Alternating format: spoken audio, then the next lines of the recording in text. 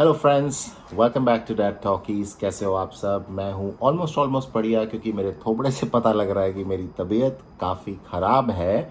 And still I have gathered some energy to make this particular video, because I personally think कि ये जो message है जिसके लिए मैं वीडियो बना रहा हूँ, ये बहुत ज़रूरी हो गया है उन सब के लिए जो या तो कनाडा आ गए हैं जस्ट, या आने वाले हैं, या आने के बारे में सोच रहे हैं।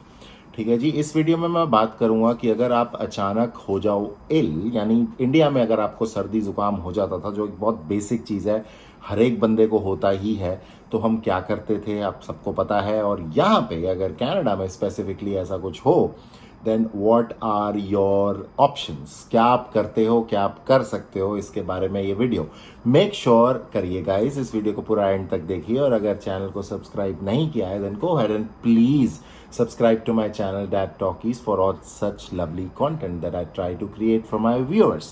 ठीक है जी, तो बिना टाइम खराब करिए चलिए वीडियो शुरू करते हैं। Welcome back guys. तो जैसे कि आप देख ही रहे हो, लाइक आई सेड, कि मेरी तबीयत बहुत ज़्यादा ख़राब है। मुझे खांसी जुकाम हो गया है 2 दिन से, और मैं कोई काम नहीं कर पा रहा हूँ। All I am doing is just rest, nothing else. But अभी करंटली 2 दिन के बाद मेरी तबीयत थोड़ी सी बेटर है। खांसी उतनी नहीं आ रही है जितनी आ रही थी। अब होता क्या है गाइज, इंडिया में अगर मैं होता तो डेफिनेटली मुझे ऐसा कुछ अगर प्रॉब्लम होती तो मैं जाके फटाफट से अपने नॉर्मल फैमिली डॉक्टर, मेरे घर के बिल्कुल पीछे ही था एक डॉक्टर क्लिनिक, जो काफ़ी सालों से हम लोग फैमिली डॉक्टर थे हमारे, और हम उन्हीं के पास जाते हैं हर बारी। तो मैं उनके पास जाता, वो मुझे फिक्स है कि 3 एंटीबायोटिक लिख के देते, एक कफ सिरप देते, वो मैं ले लेता और मैं 2 दिन का कोर्स करता और ठीक हो जाता। इंस्टेंटली दवाइयाँ खरीद के लाता किसी मेडिकल शॉप से, और I would have been fine. But Canada में अब मुझे अगर ऐसा हो गया है, तो गाइस एग्जैक्ट सिचुएशन क्या है, क्या होता है, वो मेरा पर्पस है ये वीडियो बनाने का। ठीक है जी।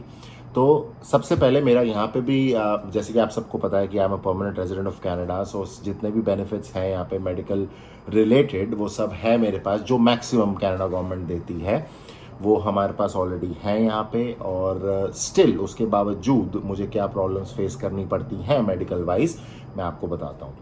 सबसे पहले अपने बारे में बात करूंगा, then I have another incident to share about my kid, तो वो भी मैं आपसे वीडियो में आगे बात करूंगा उसकी। ठीक है जी।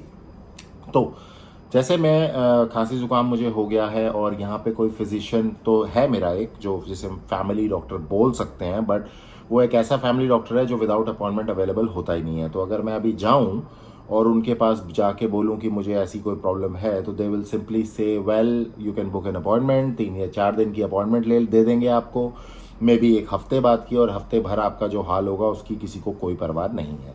ठीक है। तो एक बहुत ही बड़ा फ्लॉ, बहुत ही बड़ा ड्रॉबैक है। हाउएवर ऐसी कंडीशन में ऑन द काउंटर जो ड्रग्स मिलते हैं, ऑन द काउंटर का मेरा मतलब है कि वहाँ पे आप जब किसी भी फार्मेसी में जाते हो, जो मेडिसिन डिस्प्ले होती हैं, उसमें एक यहाँ पे आती है एडविल का कफ सिरप भी आता है, एडविल का टैबलेट्स भी आती हैं, सब कुछ आता है, बट वो आपको परचेज करनी पड़ती हैं। अराउंड $20 से $25 की आपको मिलती हैं। डजेंट मैटर आप PR हो, सिटीजन हो, आप क्या हो, आपको फिर भी वो ऑन द काउंटर जो भी मेडिकेशन है उसके पैसे देने पड़ते हैं। तो keep that thing in mind.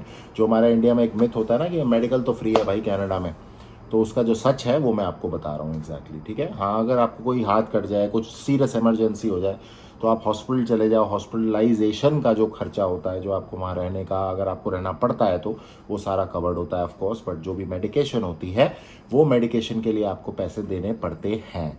That's the crux of the story. But like I said, emergency में अगर कुछ है तो वो तो चलो डॉक्टर वॉक्टर देख लेगा उस समय, बट अगर ऑन द काउंटर मेडिकेशन लोगे तो पैसे देने पड़ते हैं। ठीक है। वो मेडिकेशन लेके मैं सिर्फ भगवान पे भरोसा ये कर सकता हूँ कि भाई मैं ठीक हो जाऊंगा 2 से 3 दिन के अंदर। काम वाम तो सब छुट्टी, क्योंकि कुछ कर ही नहीं पा रहा, क्योंकि आप सबको पता ही है कि जुकाम और खांसी में क्या हालत हो जाती है। ठीक है। और एक बात अगर बताना चाहूँ कि यहाँ पे मैं सोचूं कि डॉक्टर के पास जाके वो मुझे एक प्रिस्क्रिप्शन ले देगा, ये कर देगा, कुछ ऐसा नहीं होता guys. So be well prepared. कोई भी आपको कोई झूठी बातें बोलता है तो आपको पता होना चाहिए कि सच क्या है।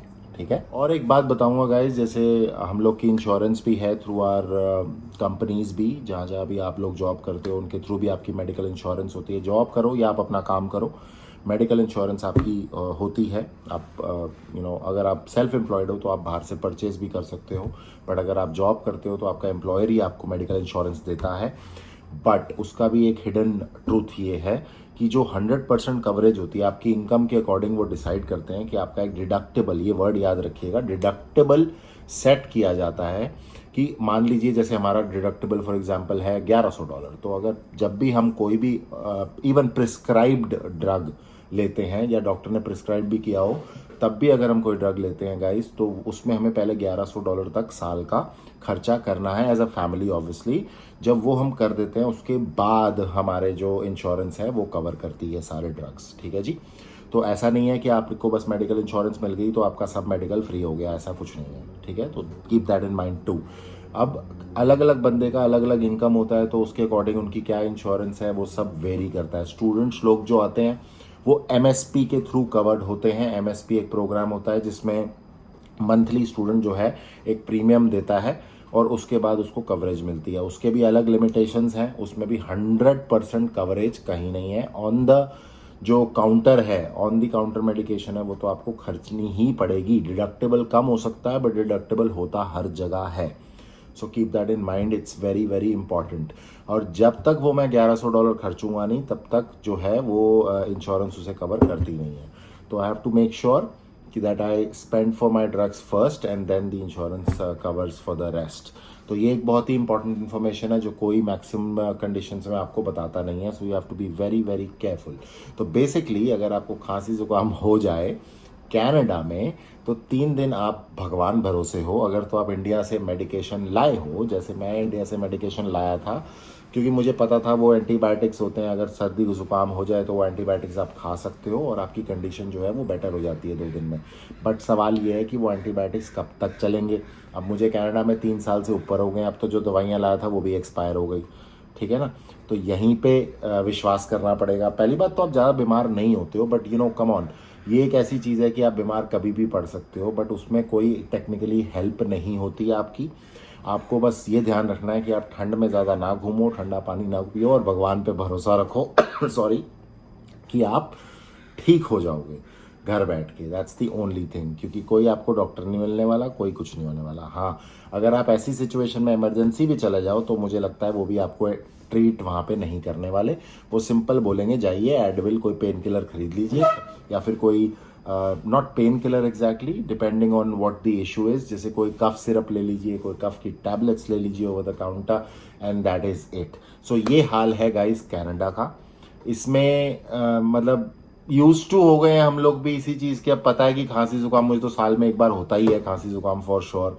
तो अब ये वो टाइम है कि सीज़न चेंज हुआ है तो थोड़ा सा तबीयत खराब हो रही है, तो बहुत आंखें दर्द, सर दर्द, गला खराब, खांसी, ऑल दोज थिंग्स तो यहाँ पे कोई कुछ नहीं है भाई। थोड़ी सी हेल्प वाइफ कर रही है, थोड़ी सी हेल्प मैं खुद की कर रहा हूँ, गार्गल्स कर रहा हूँ, ऑल दीज थिंग्स जो देसी नुस्खे होते हैं हमारे इंडिया में, हमारी मम्मियाँ बोलती हैं बट हम करते नहीं हैं। यहाँ पे वही है, सर पे पड़ी तो सब कुछ करना पड़ता है खुद ही। गाइस यही सब फंडों से आप अपने आप को ठीक कर सकते हो 2 से 3 दिन। हाउएवर अगर कुछ और सीरियस हो जाए तो इमरजेंसीज डेफिनेटली हैं, वहाँ पे वो ध्यान रखते हैं, ख्याल भी रखते हैं। और अगर कोई ज़्यादा कोई चोट वाट लग जाए, कोई एक्सीडेंट हो जाए, तो do not worry, things are proper in Canada. However emergency में ध्यान रखते हैं, बट अगर जो ये अपॉइंटमेंट्स वाला सिस्टम है ना, ये बहुत ख़राब है। और जल्दी से बता देता हूँ मेरे बेटे के साथ क्या हुआ, एक इंसिडेंट शेयर करता हूँ। घर में खेल रहा था, सर पे थोड़ी चोट लग गई, थोड़ा ब्लड आने लग गया, जैसे कट सा लग गया था यहाँ पे सर में, यहाँ तो एक थोड़ा ब्लड आया था। तो इमरजेंसी रात के 1:30-2 बजे थे, तो मैं जाके उसको इमरजेंसी में लेके गया था। तो वहाँ पे डॉक्टर्स ने ख्याल रखा, फटाफट से ड्रेसिंग कर दी, सब कुछ करा। उधर हमें कोई पैसे नहीं देने पड़े किसी भी तरीके के, क्योंकि मेडिकल कार्ड्स हम लोग के बने हुए हैं जिसके थ्रू आप डॉक्टर्स के पास जाते हो तो कोई प्रॉब्लम नहीं है। इनफैक्ट अगर अपने फिजिशियन के पास भी जाते हो फॉर नॉर्मल चेकअप तो भी कोई पैसे नहीं लगते, तो वो पार्ट्स अच्छे हैं। और जैसे कल मैंने एक फ्लू शॉट लगवा लिया, सॉरी पूरे कनाडा को क्या होता है कि जब सर्दियां शुरू होती हैं तो फ्लू शॉट लगाती है Canada government free of cost. वो आप अपनी कोई भी नियर बाय जो फार्मेसी है वहाँ जाके आप लगवा सकते हो। मैंने भी यहाँ एक फ्लू शॉट, एक छोटा सा इंजेक्शन होता है, वो लगाया इन्होंने। सो आई थिंक मैं उसकी वजह से भी बेटर हूँ, आई एम नॉट श्योर। तो इस तरह की एक इमरजेंसी दवाई कह लो आप, ये जो है, तो वो भी आप लगवा सकते हो। तो इस तरह की चीज़ें होती हैं गाइस कनाडा में। कुछ अच्छी चीज़ें हैं, कुछ बुरी चीज़ें हैं। It's all about how you prepare for them, और आपको वो चीज़ें पता होनी चाहिए। That's the more important thing. मुझे नहीं पता कोई व्लॉगर इस पॉइंट पे वीडियो बनाता है या नहीं बनाता, but I have tried my best अभी थोड़ा सा बोल पा रहा था तो मैंने ये वीडियो बनाई to give you the best of information. फिर भी अगर किसी तरह की चीज़ें कोई मिस हो गई हो, कुछ हो गई हो, तो आप डेफिनेटली कमेंट्स कर सकते हैं। मैं आपको जितनी भी बेस्ट इन्फॉर्मेशन होगी वो दे पाऊंगा डेफिनेटली। ठीक है, हो सकता है मेरे से कुछ मिस हो गया हो, अगर मिस भी हो गया हो तो उसके लिए भी हम कमेंट सेक्शन हमारा उसी के लिए है कि at least we can form up a discussion and come to a proper conclusion कि ये क्या करना चाहिए, कैसे करना चाहिए। तो इस तरह की वीडियोस जो हैं इन्फॉर्मेटिव होती हैं गाइस, पूरा देखा करो सो दैट आपको ज़्यादा से ज़्यादा इन्फॉर्मेशन मिले। और अगर चैनल को सब्सक्राइब नहीं कर रहे हो तो भाई देखो, हाथ जोड़ के विनती है, please subscribe to my channel, please please please please please subscribe to my channel. मुझे बहुत अच्छा लगता है whenever I get any subscription on my channel. ठीक है जी, होप आपको आज की वीडियो अच्छी लगी हो। जो भी मैं मैसेज देना चाहता था आई होप वो आपको मिल गया हो। क्वेश्चंस हैं तो बताइएगा, I will be happy to answer. और मिलते हैं अपनी next time, till I post another video for you guys. This is Amish signing off from Dad Talkies yet again. Thank you so much for watching my video. Bye bye.